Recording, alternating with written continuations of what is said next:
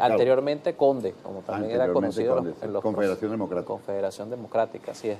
Bueno, gracias por acompañarnos esta mañana. Hablamos un poco sobre la dinámica nacional, una coyuntura en la que, por supuesto, los dirigentes políticos tienen una responsabilidad significativa en un contexto donde nuestro país hoy está en una confrontación con los Estados Unidos por denuncias que desde esta nación se hacen hacia nuestro gobierno, el gobierno de Venezuela, pero que va más allá porque también, por supuesto, la preocupación de la región no es exclusivamente por figuras en particular, sino, ha dicho el presidente Gustavo Petro, han dicho otros mandatarios de la región, que un conflicto en el Mar Caribe, un conflicto con Venezuela, bueno, puede ser algo que genere una inestabilidad en toda América Latina y más allá, a lo interno también, por supuesto, es un conflicto que sin distinción de organizaciones políticas o de colores o tendencias, es algo que un conflicto armado siempre tiene, por supuesto, sus consecuencias en la población.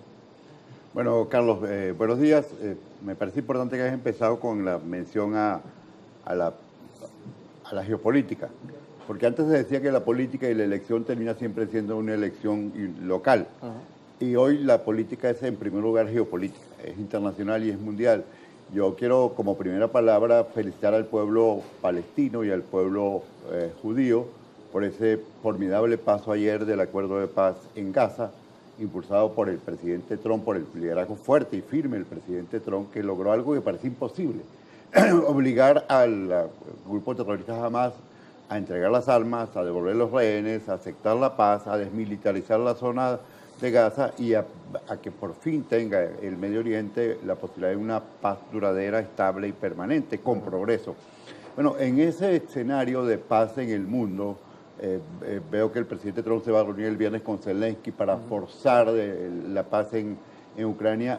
Venezuela, ¿por qué va a Venezuela a tener una guerra con los Estados Unidos? Yo creo que no, yo creo que Venezuela tiene una inmensa posibilidad de un acuerdo político con los Estados Unidos que regularice la situación, que normalice las relaciones, que nos entendamos en materia de petróleo, de inmigración, de lucha contra la droga. Y creo que todo ese lenguaje guerrerista que se estimula aquí y afuera no tiene sentido. Y creo que ayer vi el discurso del presidente Trump allá en el Congreso, en el Parlamento israelí, reiterando que él es un hombre que hace acuerdos, él es un gran deal maker, como se dice en inglés, un hacedor de acuerdos, y Venezuela tiene una gran posibilidad de hacer un acuerdo con los Estados Unidos. Yo creo que a esto es a lo que tenemos que apostarle. Claro. Todo lo que radicalice, todo lo que estimule, todo lo que potencie el conflicto es equivocado. Venezuela no tiene ninguna posibilidad de una confrontación militar con los Estados Unidos y no hay razón para eso. Ahora, hay una narrativa del narcotráfico que es extremadamente peligrosa, y eso es a lo que el gobierno debería enfrentarse, haciendo propuestas audaces que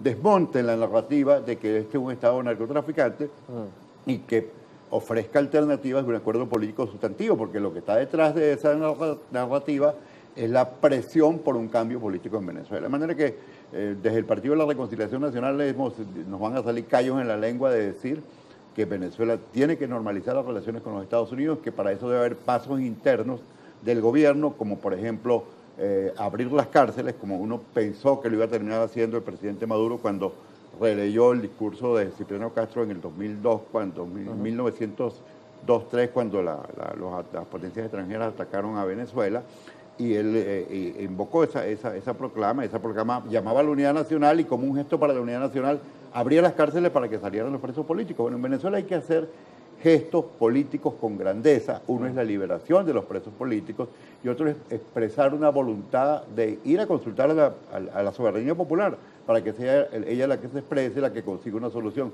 Entonces yo aprovecho estos primeros instantes del programa para reiterar el llamado al presidente Maduro que busque soluciones políticas y que le haga una oferta política concreta al presidente Trump de una apertura política que empiece por gestos internos para que Venezuela y Estados Unidos vuelvan a ser lo que fueron siempre, dos países amigos, dos países socios, de alguna manera estratégicos, ¿no? Por la cercanía de Venezuela en el tema Venezuela fue aliado estratégico de los Estados Unidos. Venezuela lo que no tiene nada que buscar es en alianza con la revolución de los ayatolás.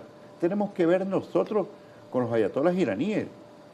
Venezuela, yo incluso hace unos días vi que el presidente ascendía o reincorporaba a Arias Cárdenas, a Meliach y a a Castro Soteldo, que fueron militares del 4 de febrero, a la milicia con el grado general. Eso no tiene mayor importancia militar, supongo yo, pero es un gesto simbólico de rescatar la importancia o el valor de esos hombres del 4 de febrero. El 4 de febrero no tenía nada que ver con Fidel Castro.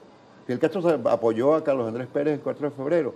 El 4 de febrero no tenía nada que ver con el movimiento, con la revolución iraní, con nada de eso, con el terrorismo islámico. Era una cosa venezolana, probablemente de los típicos golpes de Estado venezolanos, y de repente hay un Chávez del 4 de febrero y un Chávez después que cae bajo el influjo, embelesado por Fidel Castro, y se empieza a asociar a un discurso antinorteamericano que no tiene nada que ver con Venezuela. Ahora, la obligación del presidente Maduro con su comandante Chávez es la Constitución. Claro.